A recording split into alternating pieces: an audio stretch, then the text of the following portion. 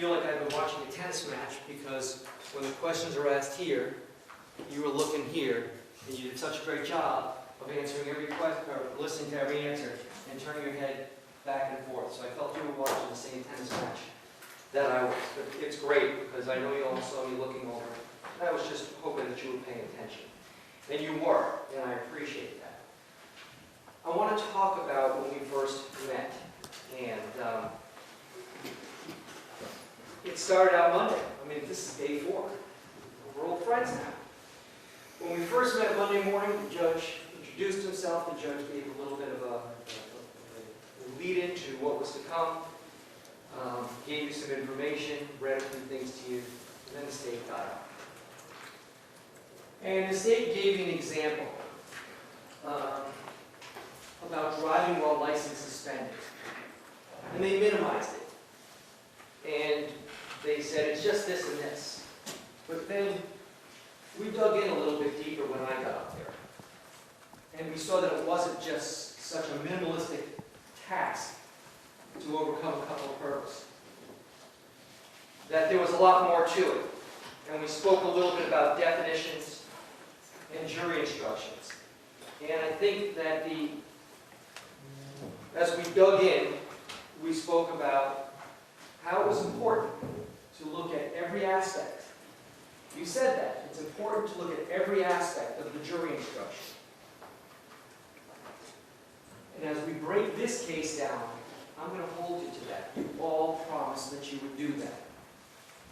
Look at every aspect of the jury instruction. Look at every aspect of the evidence as it relates to the jury instruction. So then after jury selection, came back and did some opening statements. And the state, again, did the simplifying. They started out the case. It's a very simple case. That's what they said. Very simple case. We've got 3 days of testimony to suggest otherwise, that this is not a simple case. They promised you in their opening that they would show you certain things that they didn't deliver on. We'll go through that as we go on. But for starters, they promised you that they were going to show you that Miss Bryant would own up to a firearm. But they didn't give you any evidence that she owned up to that Smith & Wesson that they suggested that she would do anything for Noah. You saw the video. Now, they gave you the theory of the case. They gave it to you on that day, and they gave it to you today. And still today, it's just a theory. So what I'd like to do, and I'm going to be up here for an hour. I get one chance to speak to you. This is just the rules. The state gets 2. So I'm going to be up here a little longer this time, and I apologize. But I just hope that you can give me the same attention that you've given throughout the entire case. Dan got up on his cross-examination. And, I'm sorry, on his oath. He got up there and he told you about choices. And there were a lot of choices that were made during the course of collecting evidence in this case or not. And we're going to go through that. In addition to his choices theme that he gave you his rendition of Picasso and gave you what we call the Wheel of Reasonable Doubt. And in that Wheel of Reasonable Doubt, he talked about some problems that the state is going to have with their case. And I wrote some of them down as Dan was speaking to them. And one of them, we're going to go through them, and then we're going to really dig in as we get a little deeper. Indirect transfer. 2 separate times of DNA. That only 12% of the DNA belongs to my client. Where the DNA was found, how it got there, when it got there, and where was it when it got there. And how, when, and where are absolutely important in this case. And the interesting thing is, we're really going to dig into that. No matter what the state says, nobody testified to the when and where. Nobody. There was no DNA or fingerprint analysis of the bullets, and there was a comment about, oh, they're too small, but they do swab the trigger for DNA which is smaller than the bullets.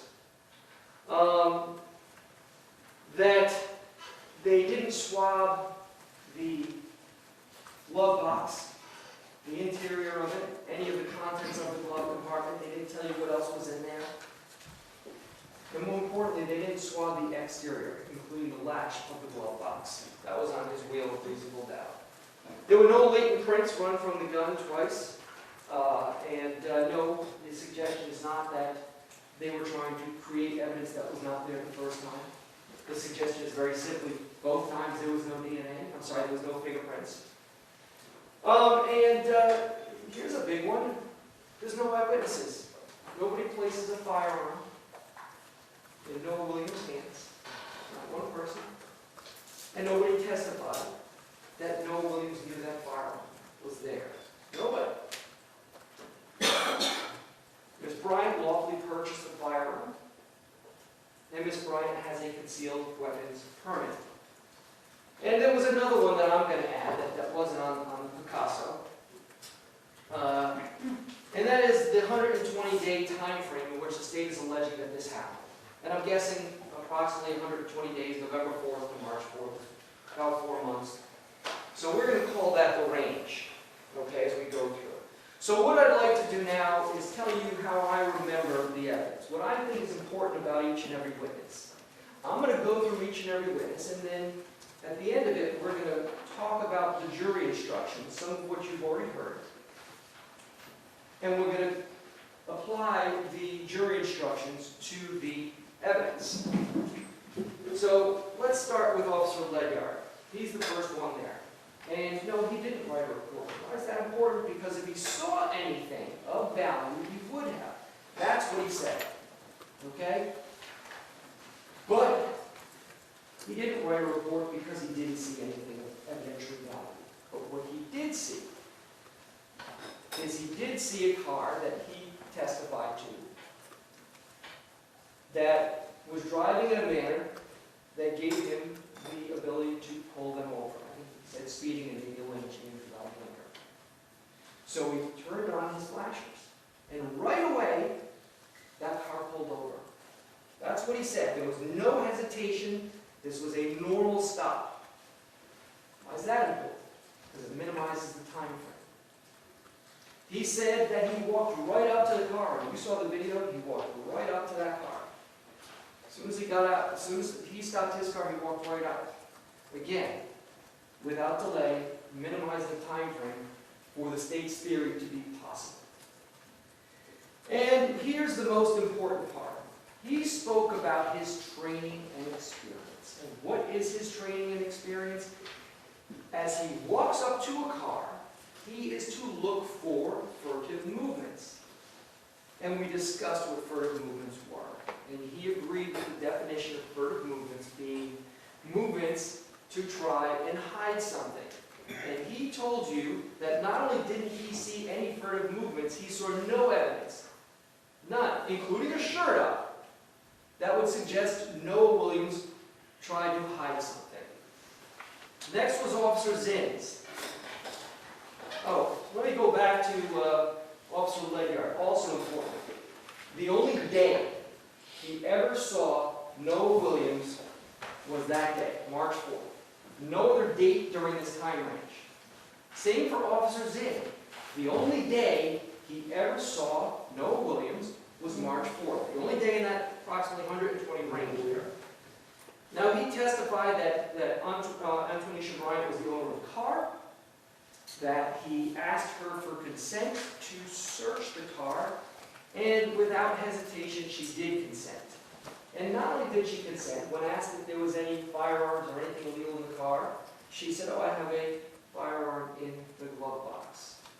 Not the reaction that somebody who was trying to hide a crime would have. That person would not pull over without issue immediately, and that person would not consent to a search if there was anything illegal. But she did consent. She told him that. And his only other thing that he testified to really of value, Officer Zins, was he held a bag. And what's the importance of that? Okay? He held the bag with the gun and the evidence went into. He said he wore gloves. Okay? Now this is really important. He wore gloves. And not only did he wear gloves, everybody involved in any contact with the evidence wore gloves. It was very important. Every witness said it was very important that they did that. Why? You don't want to contaminate. Contaminate means you put their DNA on it or inadvertently take DNA from one thing and put it on another. Transfer DNA. That's all for him. Next we had Officer Peppers. Officer Peppers really had a lot to offer in this case. Okay? He said that he also said that the only day he ever saw Noah Williams was March 4th. So those other 119 days, no evidence of anything. And what's important about those 119 days? Location. Okay, your jury instruction is going to say that this allegedly happened in Duval County. They have to prove it happened in Duval County. We had only evidence of one day in Duval County. There is a jury instruction, we're going to dig into it a little bit more later, that says you have to rely, I'm paraphrasing now, but I'll tell you the exact one later, that you have to only rely on the evidence. Okay? Which means you're not allowed to assume certain facts. You can't assume that Noah Williams was in Duval County any other time. Nobody testified he lives here. Nobody testified they saw him any other day during the range. The only day they have as a possibility for this to have happened in Duval County is March 4th. So here's what he said. He walked up to the passenger side of the car. I found this a little interesting because I watched the video the same time you did, and I listened to it the same time you did. And as Officer Peppers is approaching the car, you heard something that you didn't hear from Officer Ledger as he was approaching the car. What you heard is, you could hear how fast he was getting to that car. Not only could you hear it, he was the second car, at least the second car back of the police officers behind Officer Ledger. Yet in the video, he's the one who got to the car first. But he said, nope, I didn't rush up there. Why did he rush up there? He told you, he wants to see if there's any evidence of furtive movements. So we rushed to the car, and again, to limit that possibility, and it wasn't there. He said he did not see any furtive movements, any evidence of hiding, physical movements suggesting anything, hiding anything. And we watched the video. And on video, what did we see when he spoke to Noah?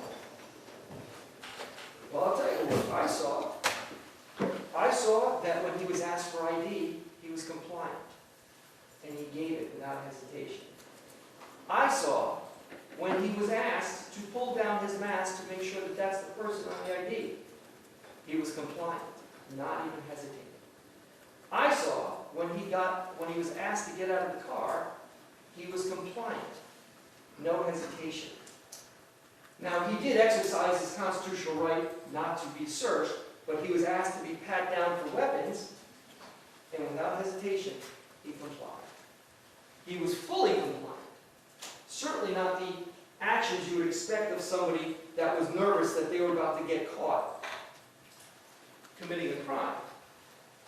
More of the actions of somebody who wasn't doing anything wrong.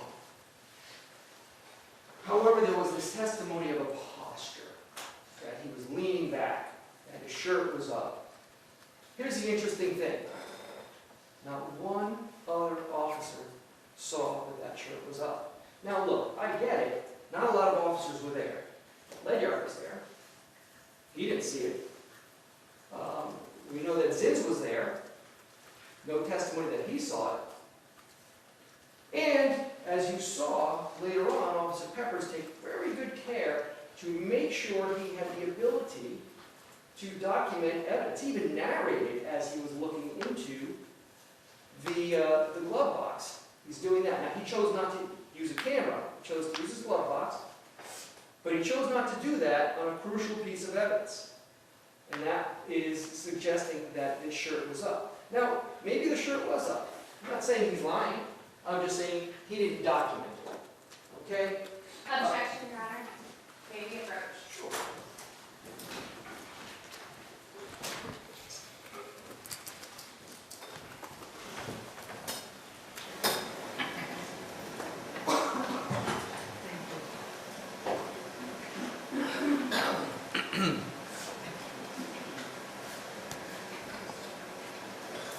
Yes.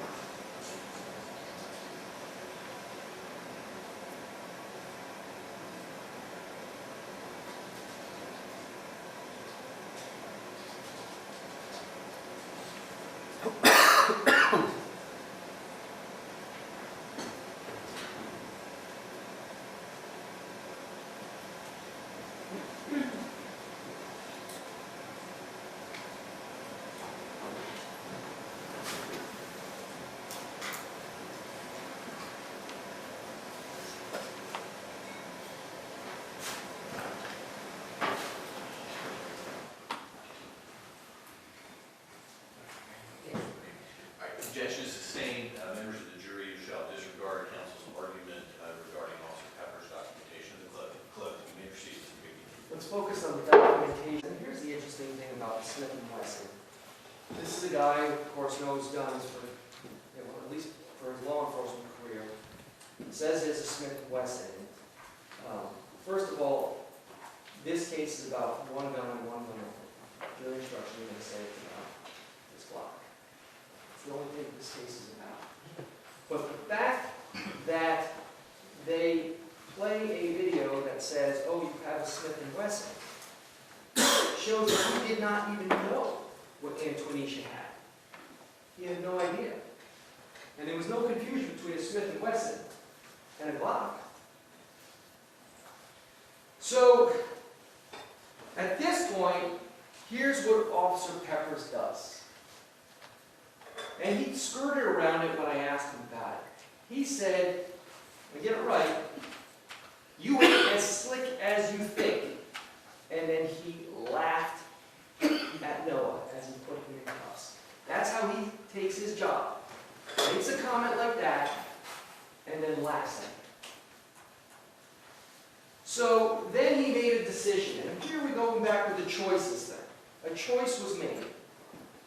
A choice was made not to call crime scene. And admittedly, this is the part of the trial that I stuck my foot in my mouth when I had the wrong policy. Okay? But he did testify about portions of his policy anyway. And what did he tell you? He said CST or CS, the crime scene unit, was available to him. But he said he didn't call them because it doesn't take any special training to put a gun in a bag. I agree. But it does take special training to pull DNA. It does take special training to pull prints. And it does take special training to process a scene. Now, here's the thing. The state says this was just a simple traffic stop. Regular traffic stop. What do you call CST? Well, at the point they collect this firearm, or this weapon, and they put it in a bag, it's no longer a simple traffic stop. It's now a criminal investigation. So again, the state is simplifying this. And a choice was made, and it was the wrong choice. Why was it the wrong choice? Because he didn't process the scene. He did say he had some training. He did admit, I gave him the example between a heart surgeon and a brain surgeon. Who are you going to call? Well, they both have a medical degree. If you have a heart issue, you're going to call a heart surgeon. Because they're the ones that are going to do it right. They're the ones that have the most knowledge. And the policy he's testifying about, he says it's not necessary, it's not required, it was something I could do myself. And that would be great. It would be great if he did do it himself. But choices. He chose not to. Okay? The state said this is a simple case. If he simply processed this scene, it very well may have been a simple case. Okay? Because let's talk about his processing the scene. It literally was putting the gun in the bag. He could have called for somebody to collect the evidence, or done it himself because he said he had a little bit of extra training. But he didn't. He didn't check anything in the glove box. He didn't check that for DNA or prints, or the actual exterior of the glove box. And especially the latch of the glove box. Because if the latch of the glove box was checked, and we have his DNA, this probably is the simple case that the state thinks it is. But if his DNA or prints is not there, it's the simple case that we probably, or potentially, I should say, wouldn't even be here. But they deprived Noah Williams of that, and they deprived you of that. They made a choice not to do a full investigation.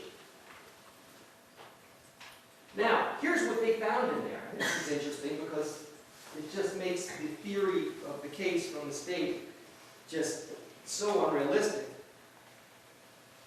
There was no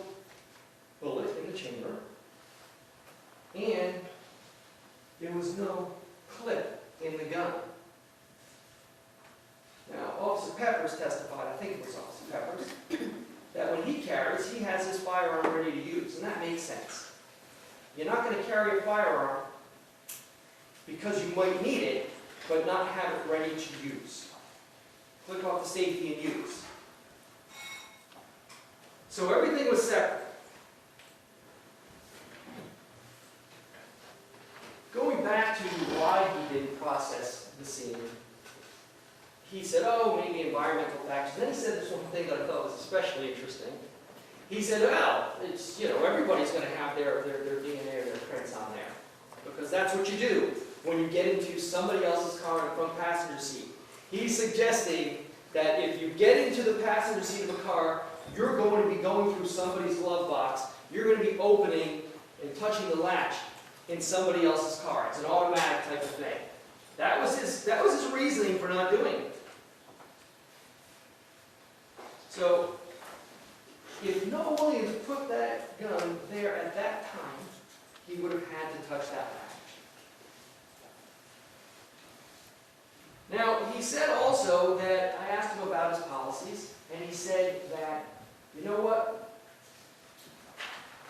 In order to arrest, I need probable cause. But I didn't arrest him that day. Why is that? I suggest to you because he didn't have probable cause.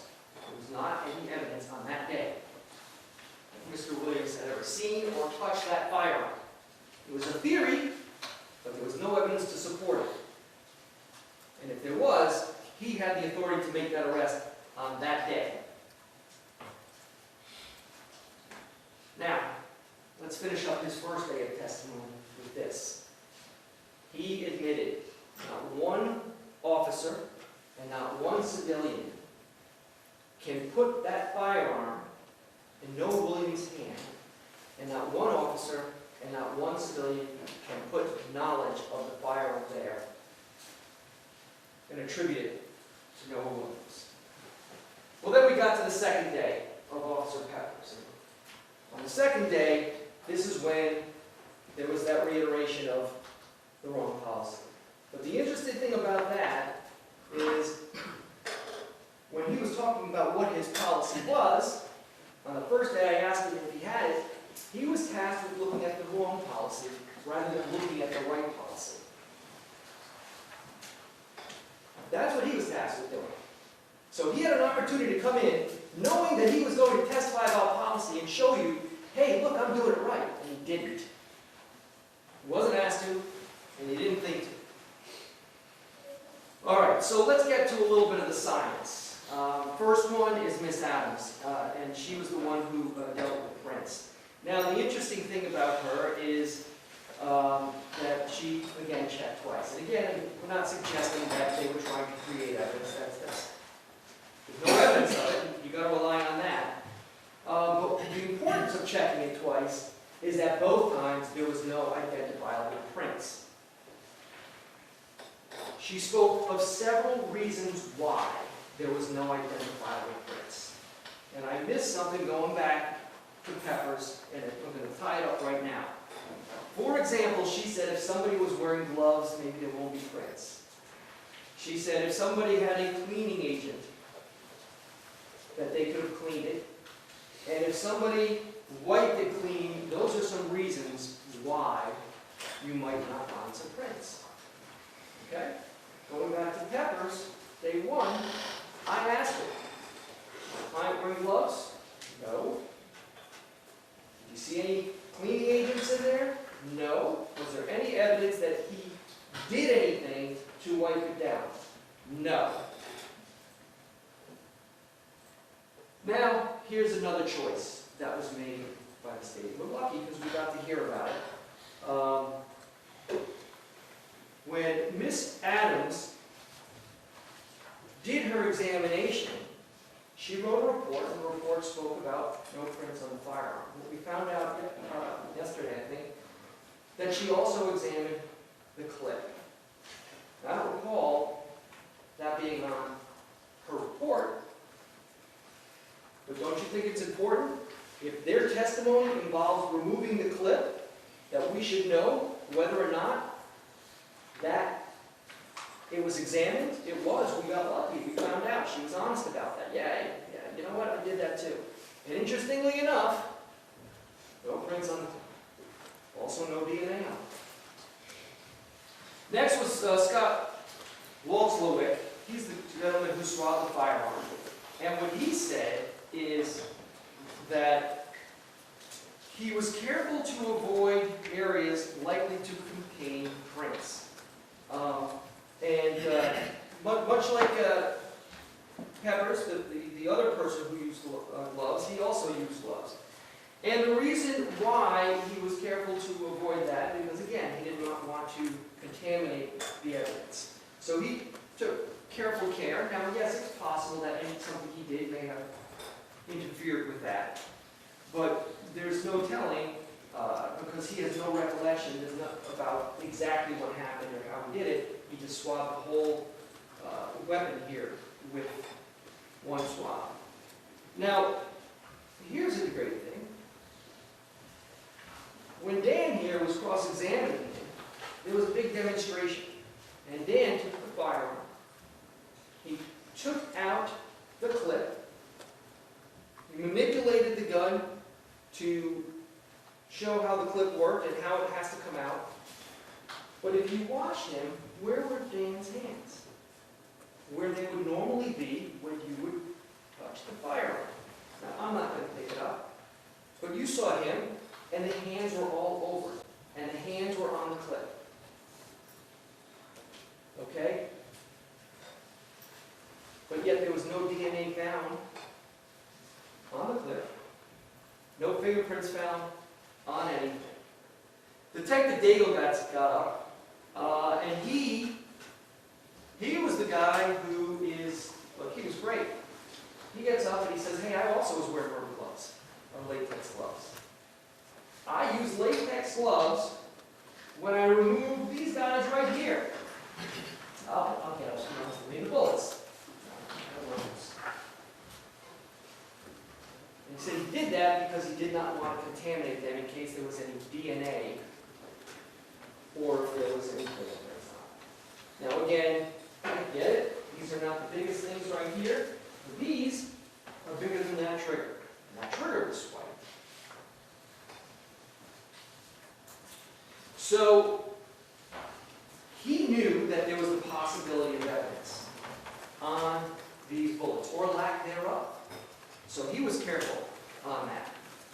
He then traced the purchase of the firearm, the Glock. And it came back to be purchased by Antonisha Bryant, lawfully. And that Antonisha Bryant had a concealed weapons permit. We then switched over to let's talk about some music. The 300. Okay. Mentions it, but what he told you is, I don't know when this song was written. I don't know who wrote it. We even went back to, I think, as far as 2017, 5 years ago, that song could have been written. He does not know. He doesn't even know if this man wrote that song. All he knows is the clip that he pulled from the internet was put on the internet 20-some odd days after this firearm was purchased. And he wants you to take the stretch that must mean that he's talking about, that Noah's talking about purchase of this firearm. It must mean that. Well, because in the songs that he has listened to, some of those songs, and I think he even said the majority of the songs he listened to from Noah, although he didn't tell you how many that is. It could have been he listened to 3 songs and 2 of them seemed to apply. And he's making this one of those. So we don't know how many songs, but we know he doesn't know how many songs this man has ever sung. How many songs this man has ever written. Okay? But he wants you to take that stretch. Now, what you're allowed to do is you're allowed to use your common sense based on the evidence and based on the rule. And common sense is a lot of artists will write about things that actually happened. And also write about things that actually didn't. For example, Marley wrote about plenty of things that actually happened. But he also wrote a song, I Shot the Sheriff. And this guy's telling you that Bob Marley now shot the sheriff. So just because an artist has a song with some lyrics in it does not make it so. And additionally, in that song, that number 300 was mentioned over and over again, relating to different things. None of which there's any evidence that it's reality. It's a hook, it's a catch.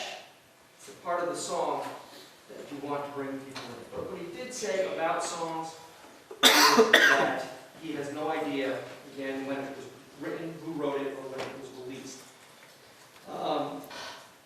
He also said he doesn't know whether Noah was with Antonisha when she purchased the firearm, whether Antonisha used any money from Noah. But he did tell you that even if she did use money from Noah, it's not a crime. He said that. I asked him. It's not a crime to give somebody else money. Now the state wants you to say that he did do that, and that that's a straw purchase, and he had her buy it for him. And again, that's a theory, that there's no evidence that came from that stand to support. He then told you that he does not even know where that money came from. She maybe earned it. Then we spoke a little bit about the DNA. And in the DNA, the interesting thing about this is the only thing he had was a report that said there is a mixture. And in that mixture, there is a mixture of three people, and one of those three people is Noah Williams.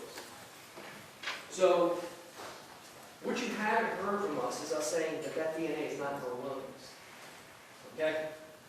That's not the issue. The issue is how it got there, when it got there, and where it got there. That's the issue. But the interesting thing about the report that he received, the only thing he was provided was just that information. What wasn't in there is anything suggesting the percentages. That Antonisha basically is the 80% contributor. Why? Because it's her gun. And by the way, if it's a straw gun, if it's a gun for Noah, why is Antonisha's DNA all over it?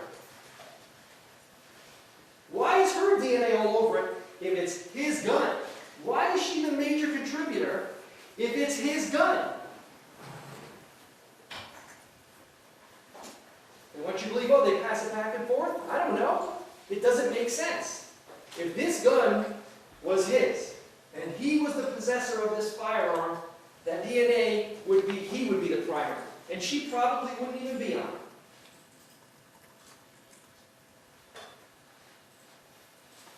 But what wasn't on there was that Antonisha was that major contributor, that 79% contributor, and that the 12% belonged to Noah.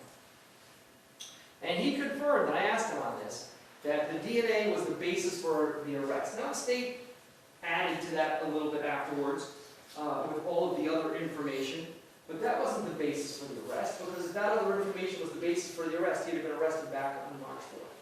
It's the DNA that he used to make that determination to go out and to get a warrant. But again, he finished up by saying nobody puts a gun in Noah's hands. Nobody can say that Noah knew about the gun there.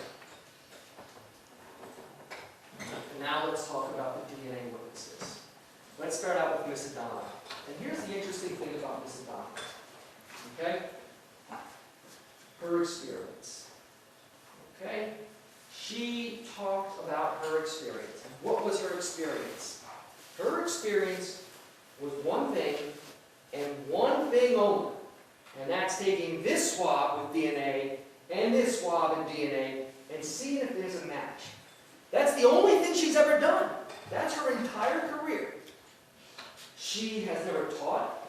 She has never lectured. She has never been, there's no testimony that she's ever been any sort of source of research or anything along that line. Nothing. Compare this swab to this swab. That's all she has done. That's her responsibility. Now, at the beginning of her testimony, when she was originally asked about transfer DNA, she said, oh, it's possible. And throughout the course of her DNA, she said, she was asked, is it simply her responsibility for her entire career now, just to see if there's a match? Yes. So it's not your responsibility to determine when, or where, or how. That's not your job over, I think she said, about the last 10 to 12 years. That's not her job. She's never done it. She never testified she did it. She's never done it.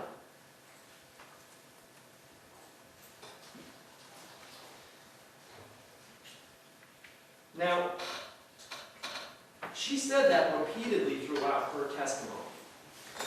She also talked about the deconvolution report. And if you remember, that's where it breaks down the percentages. And with reference to the deconvolution report, what's important about this? She made a choice. And again, she says, oh, it's policy, we don't put it on there. She could have put it on there. Okay? For her not to be able to type something on there would suggest that there's a part of the program that says, you can't do this, and would automatically delete it. So she could have put it on there. She made the choice, or the department made the choice for her. Hey, don't put these in there. Then how do we find out that it's the percentages? Well, she said the only way that anybody ever finds out is if they request my notes. That's the only way anybody finds out. You have to take that extra step to determine what percentage that is. Because I'm not going to put it in my notes. That's a choice. Whether it's a policy, if it was a choice to make it, or whether it was a choice by her not to mention it, it's a choice. Now, again, she said originally she was aware of indirect transfer and that it was possible. She was then asked at the end by the state if it was reasonable for the DNA to be transferred, and they said no. She said no, it's not reasonable. And that's really the bread and butter right here. Okay? That's the bread and butter. That one statement. So let's talk about that. Let's talk about whether or not she's qualified to do that. Okay, again, her entire career is comparing this sample to that sample. What is also important, and she told you that there are other factors that come into play. And the state mentioned some of those. Okay, sweat or dampness being one, which would make it more likely than if it was not, there was no sweat or anything along that line. Perhaps environmental factors. Exterior environmental factors, the environmental factors of the scene. But she told you she didn't look at any of those. She told you these things come into play when determining whether or not it's likely something can be transferred, DNA can be transferred. That's what she said. But she told you she didn't look at any of those circumstances. She just looked at swab 1 and swab 2. And even when the state asked her at the end this question, you could see how uncomfortable she was answering it. There was that hesitation. She didn't want to say it, but she knew she had to. So she said it. But she didn't have any variables to consider by choice. If she was going to get up here and testify to that, she told you what would make it more likely and what would make it less likely. But she didn't take any of those into consideration. None.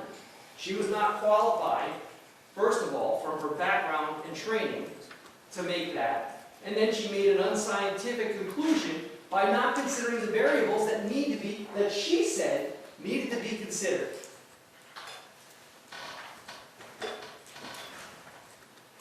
Now, the interesting thing about this is she told you it's not her job to determine where, when, and how. That's never been her job. Then we had Dr. Julie Heine testify.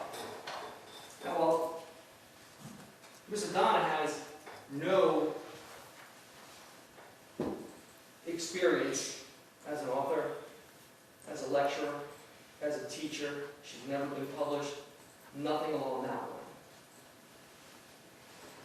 Dr. Heine has. She's written scholarly articles on DNA. She teaches about DNA. Now here's the interesting thing about her teaching DNA. She said, yeah, you know what, I go to a lot of these defense lawyer type of things and teach. But she also told you that she teaches law enforcement. She teaches people like Miss Adana. She's the source of the information. She's the one who knows.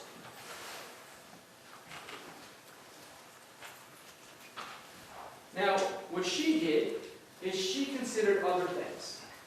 Okay, throughout the course of the entire case, from when we first got her to take a look at it and examine the DNA of the report, she looked at depositions, the transcripts. She got a chance to sit here and watch videos. She got to look at all of that information.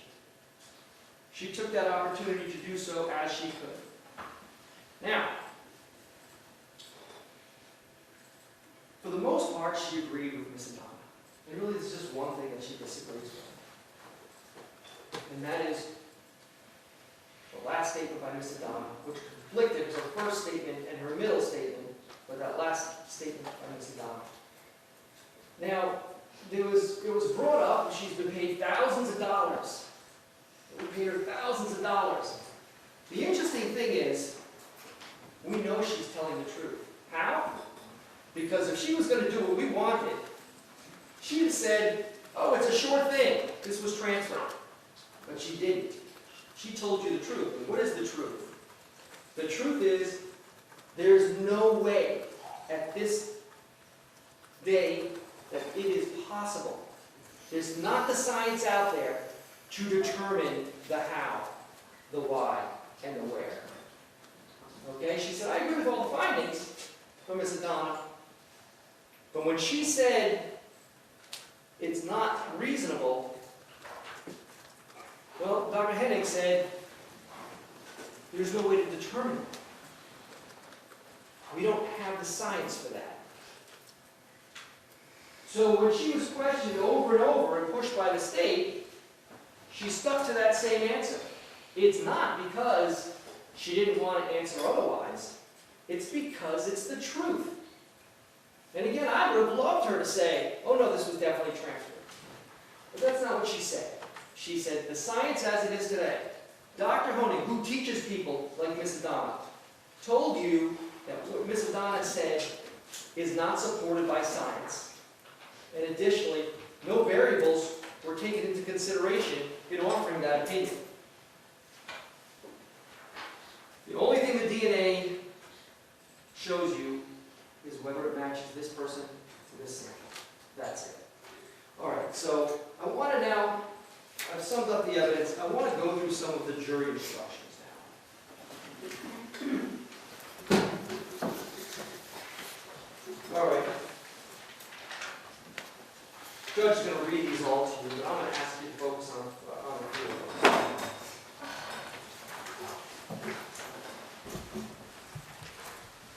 The first one is the statement of the charge. And I'm assuming that it's coming up on that. You all can see that on your screen.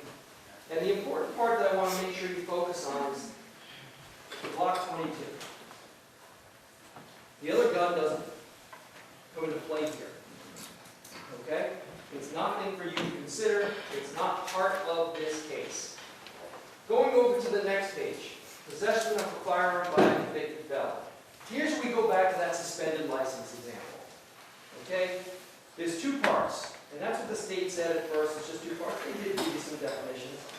But yes, of course, we have conceded, and there is a stipulation that Noah Williams was a convicted felon at the time that is alleged during this case. Here's the important part. After the conviction, Noah Raekwon Williams knowingly owned or had in his care, custody, possession, or control of a firearm. Keep in mind that knowingly is the first word of an entire clause. So knowingly applies to everything. And knowingly you're going to see comes up over and over again during these instructions. Okay? So that's what they have to prove. Okay? The rest of the instructions are going to tell you how to get there. First of all, going back to what we spoke about day one in jury selection, each and every part. Each and every part. Okay? Let's start with the first part here underneath, or the second part. I think it's highlighted on that copy. A firearm. Okay? A firearm means a weapon, including a starter gun, which is designed or may readily be converted to expel a projectile by the action of an explosive. Okay. So, I get it. You look at this and you say, oh, that fits that definition. Safe assumption, but it is an assumption. That's it. It's an assumption. Why is it an assumption? Because the state did not put one person on the stand that said, this is designed to or may be readily converted to expel a projectile by the action of an explosive. There's not one report from FDLE and there's not one officer that says it. And I get it. You look at this and you say, wait a minute. Come on. Well, that's the same argument the state's going to make. Come on. Okay? Because you have to rely on the evidence, the testimony. And again, I keep pointing over there just to have it. But not one person said that that's what this was designed for. And not one person says that this can readily be converted to expel a projectile by the action of an explosive. And again, it's the evidence that you must rely on. And you may think, why am I even bringing this up? I'm bringing it up because they didn't give you any evidence of that. They just want you to assume that. They want you to be, oh, come on. They can call it whatever they want. I call it fire. It doesn't matter what we say. What matters is what they say, what the witnesses say. So while it might not seem like an important detail, it's focusing on everything. Go down a little bit. To prove Noah Williams possessed a firearm, the state must prove beyond a reasonable doubt that he knew, there's that word again, knowingly or knew, the existence of the firearm and intentionally exercised control over it. So the state must establish knowledge. Okay? Knowledge within this county, and we're going to go back to that.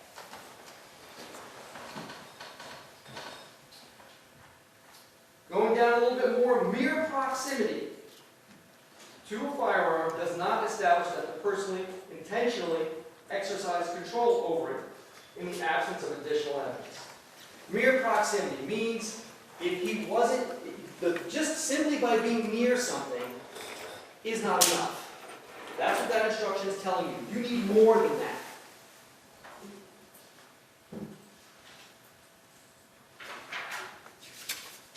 Next, lo and behold, we have another definition. Knowingly. This is the third time this has come up. At least, actually, it might be the fourth time. Knowingly means with actual knowledge and understanding of the facts or truth. Knowingly means acts done voluntarily and intentionally and not because of a mistake or accident or other innocent reason.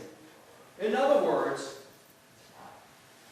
if that firearm was in there and he didn't know it was there, again, proximity doesn't, it doesn't suggest that that fits the knowingly element just because he was there. He could have just sat there and that firearm was there, and that's not enough. All right, the next two pages are the shortest pages. And I remember growing up, going to school, and having these books, and can't wait for a page that has a big picture on it, so I only have to read this much. You know what I'm talking about. We've all done that. No picture here, but the best part about this is these are the two shortest pages. The first one is the date of the crime, November 4th through March 4th. And venue. Okay? Venue, it must be proved only to a reasonable certainty that the alleged crime was committed in Duval County. Okay? So let's talk a little bit about those. You've got approximately 120 days. And I know I brought this up before.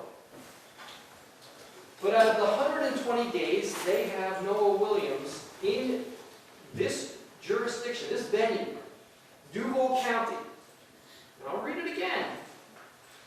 It must be proved only to a reasonable certainty that the alleged crime was committed in Duval County.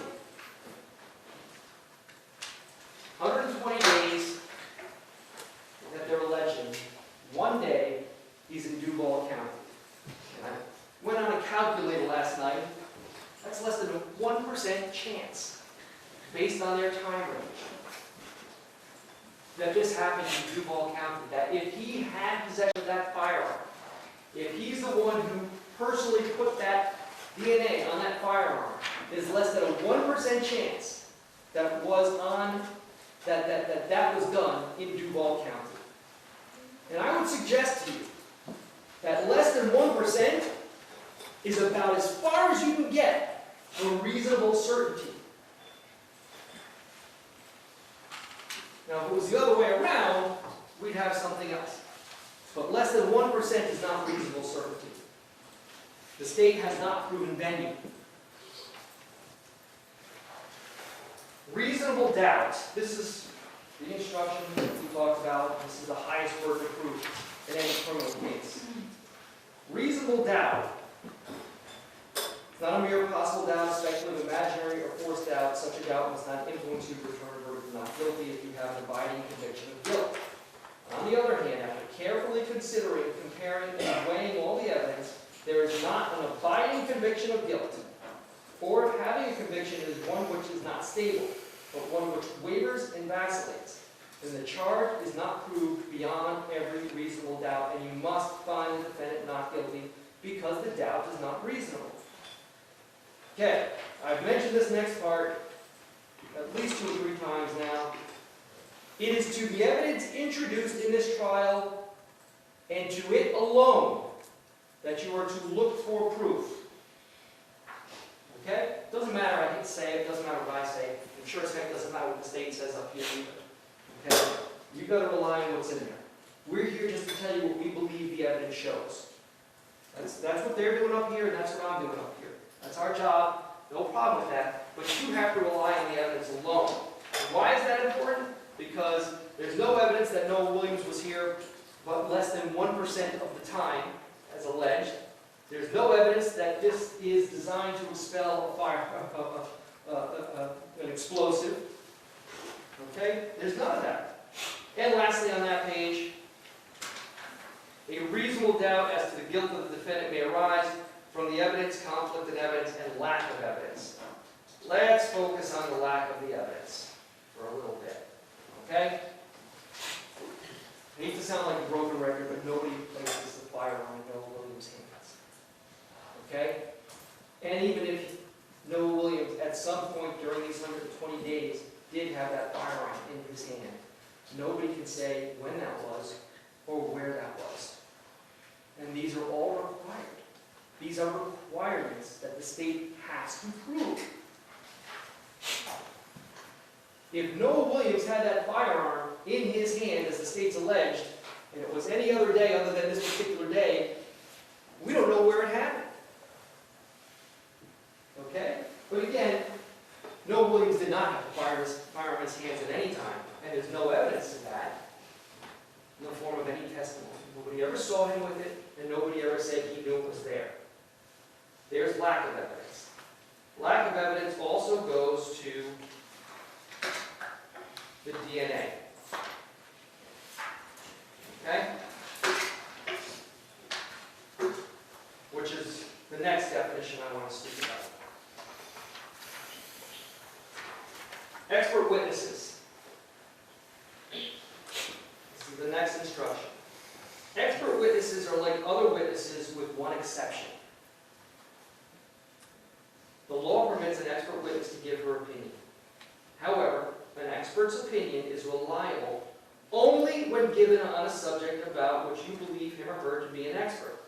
Like other witnesses, you may believe or disbelieve all or any part of an expert's testimony. I want to remind you, this is a big part of the state's case, that last thing that Ms. Adana said. No, it's not reasonable. But she didn't give you any basis for it. And in fact, she gave you the basis to say she does not have any information to support that conclusion. She doesn't have the education, the training, or the background. And she didn't consider the variables that she already told you were important in determining whether or not DNA is likely to be transferable or not. And she has to take those into consideration. And if she didn't take those into consideration, then she's not qualified to give an opinion in this case as to whether in this case transfer was more likely or not, or reasonable or not. She's not qualified to do it. So, an additional thing that is painfully obvious here is that this is a boyfriend and girlfriend situation. That's what we're dealing with here. Miss Bryant and Noah, they're boyfriend and girlfriend. To suggest during these 120 days that she did not have her hands on him, or he did not have his hands on her, is ridiculous. It's more likely that this young couple probably had their hands all over each other all the time. All the time that they were together. I don't know how much time that they were together. But I would suggest to you, if they're boyfriend and girlfriend, especially as young as they are, that they're going to have their hands all over each other. So let's go over some theories, because I told you at the beginning there were some theories. Going back 1 second on the choices thing. Miss Adana made a choice when she examined the DNA, and that was just to do her job. And that was to just compare A to B. She had an opportunity to look into the likelihood, look into the environmental factors, and look into variables to make a determination as to how likely it is if that science did exist. But even with the variables that she told you, again, it wasn't considered. So let's talk about 3 possible theories that the state has in this case, or at least from my opinion. First theory is the one that they're running with already, and that is when they were pulled over, Noah Williams pulled out the firearm and put it in the glove box. That's the one they already told you about. That theory, they tell you that's what happened. Okay? So let's break that down. We have a car pulled over, stops right away. Police officers, at least one runs up, the other one walks up, and they're both up there quickly. Other police officers, I think we saw Zintz up there as well, so we have at least 3 officers. Not one officer says there's any furtive movement. Not one officer says there was anything other than cooperation. Nobody said they saw Noah do anything. But it's the theory that he did. Okay? Why? Because of how he was sitting, because they say his shirt. All right? So, they're saying it makes sense then that I need to get rid of this gun so quickly and put it in that glove box. Hey, let me take the time to take this clip out of the gun and put it in there. That's what their theory is. That instead of just taking his firearm and putting it in there, he took the time, that limited window of time, to take this apart. And we know that's not the case because there was no evidence found, DNA or prints on the clip. What's the other option here? Well, the other option here is the clip wasn't in there. Now, there's no bullets in there, but that would make sense to just have this weapon here, holding on to it without any ammunition in it. And the officers even told you that. I think it was Peppers. He said he wants, when he carries a firearm, he carries it because he wants to have it in case he needs protection. He has it ready to fire. And that makes sense. It makes sense that if you're going to carry a firearm with you, that you're going to be ready to use it in the event that you need to. So it doesn't make sense to carry a firearm with no ammunition in it, no clip in it. It doesn't make sense. Which brings us to the third theory. That somebody else put it in there. Or, maybe even a fourth, that it was put in there at a different time. Okay? And this is where they're having that issue with that gray page here that's super short called random. It's required. So if those first two theories don't work out, then the third theory is that it was already there. And if it was already there, the question is how did it get there and when did it get there? And they can't answer it. That's what we call lack of evidence.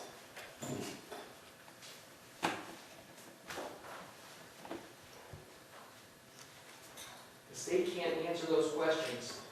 And because the state can't answer those questions, they haven't proven their case. Now I'm going on to my last little note within the rules of deliberation.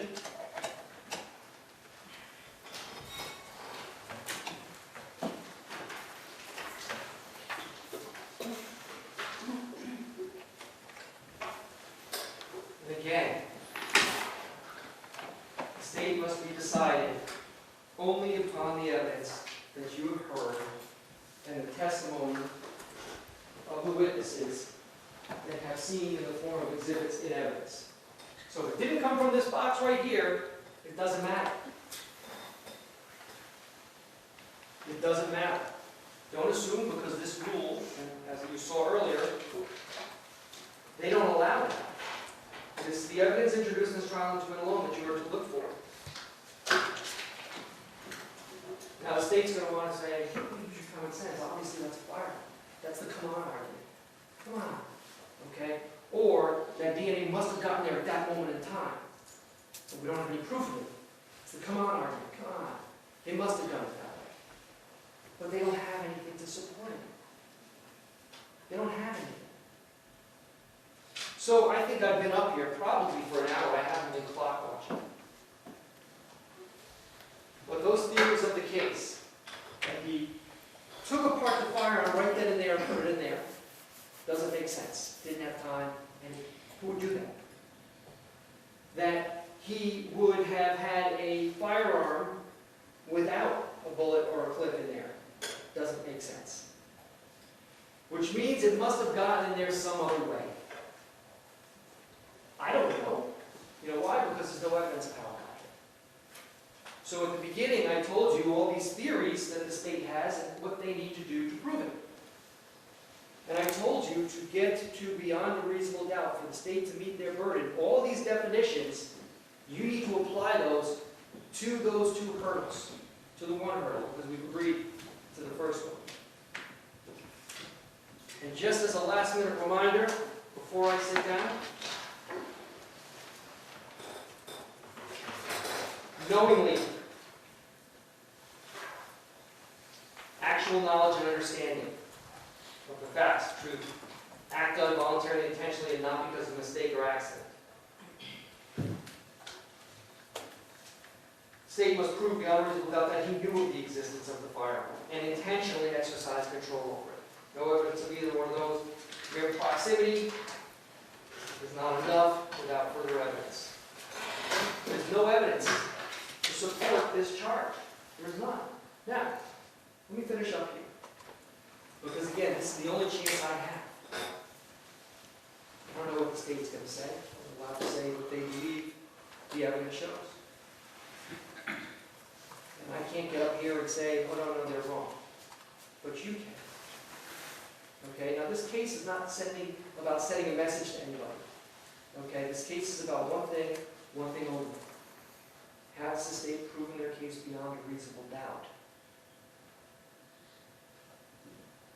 The answer is no, they haven't.